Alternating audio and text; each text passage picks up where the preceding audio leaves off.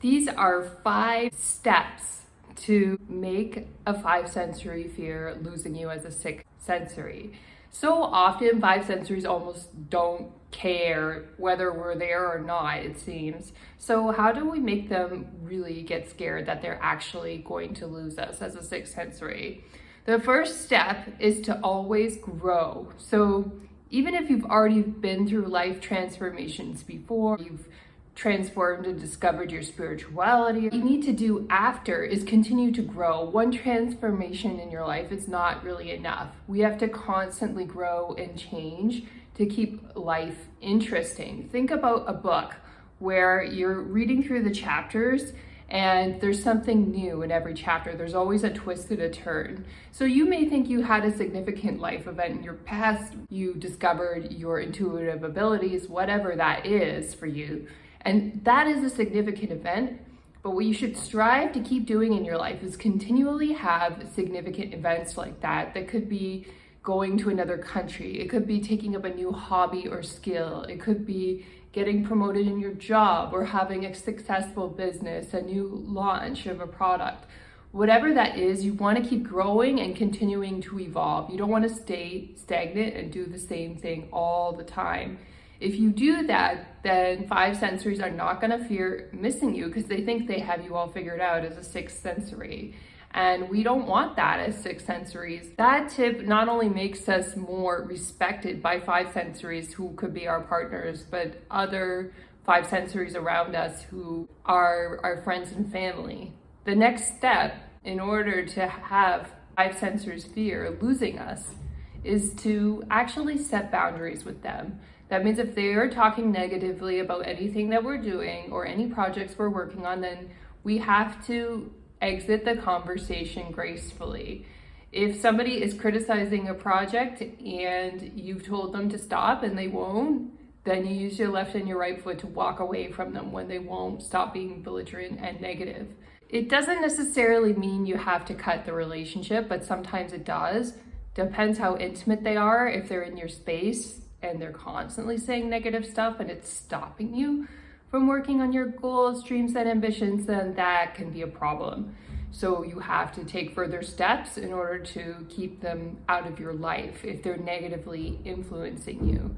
Having said that, if it's just a minor negative influence and you can just not call them or not text them and have a boundary that way, but don't necessarily forcefully kick them out of your life, a more gentle boundary is usually best. Pick the boundary that's the most gentle, that gets the job done, and then only go stronger when you absolutely have to go stronger. Don't be afraid to go stronger if you need to, but set a gentler boundary if you can, because it is nice sometimes to have different people in your life, even if they are not a major close person in your life.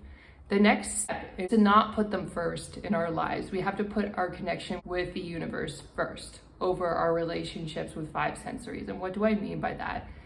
5 sensories will test you in ways as a 6 sensory to see if you can be available at the last minute, if you can do X, Y, and Z for them, prepare food, prepare decorations. And there's nothing wrong with that when it's asked in a kind way in advance and they're very graceful and grateful for your help. Nothing wrong with offering your service or offering your help.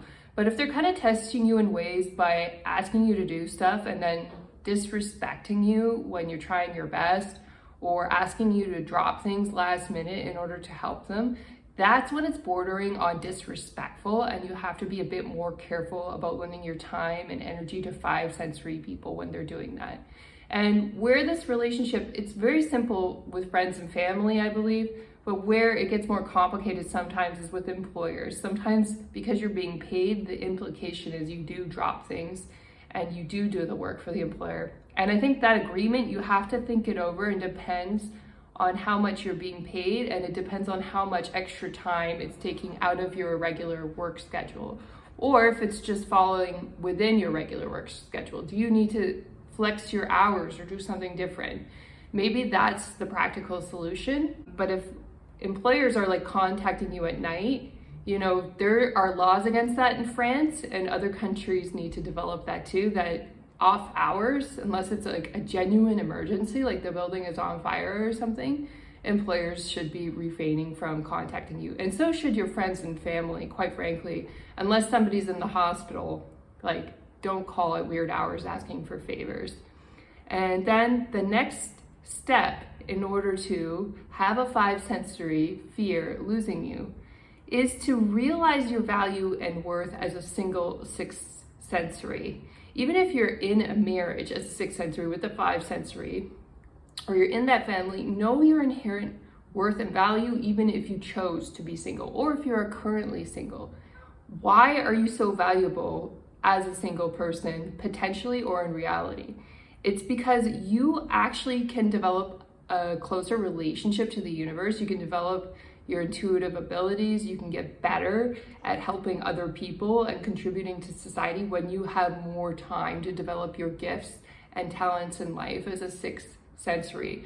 When you're giving all your time away to be of service in a mundane way to 5 sensories, I'm not saying you can't do that here and there a little bit, like we are generous, we can be kind, but it takes away from our ability to develop our intuition and our focus on deeper issues.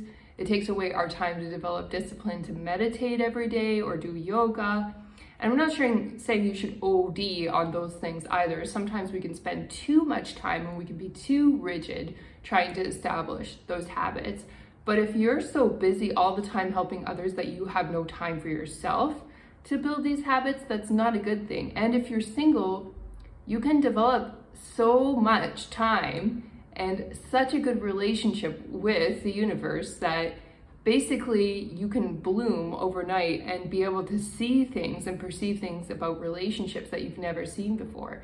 This is what happened to me when I developed my intuitive abilities. It was like I was a kind person before and I was very spiritually oriented, but then when I acknowledged my intuitive senses, it was like it took a while to still understand my lessons and relationships, but then I went through this phase where it was just like overnight I blossomed and I could just see everything. I can see where people are coming from, I see their agendas, and nobody can manipulate me anymore at this point.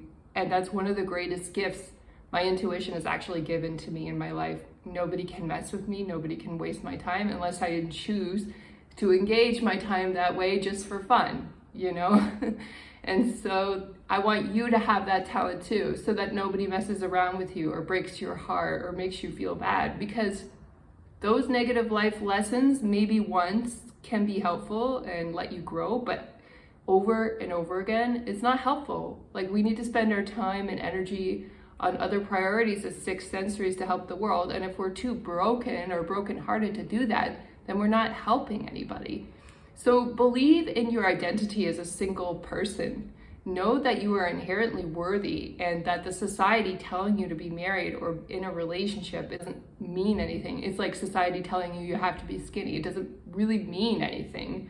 It's kind of a waste of time, actually, beyond working out to be healthy, beyond having relationships to have a bit of social contact in your life and not be completely isolated. You don't need that much. You see what I mean? You don't need to be obsessive and perfect in this area of your life. And then my final tip, in order to have 5 sensories really fear losing you as a 6 sensory, is to just learn more about them and their games and have a plan in advance. Don't be scared of them. Like, they don't have that much influence over your life, and you really have the most influence over your own life as a 6 sensory. The most important opinion is the opinion you have of yourself. And so when 5 sensories do these tricks, like they're pretending that they might be cheating on you, or they are pretending that they're not taking you seriously, or they're putting you down, as long as you stay calm and you just remember who you are, don't let anybody take away your identity or who you are as an intuitive.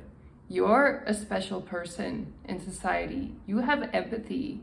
You are here to change the world. And no 5 sensory can take that away from you.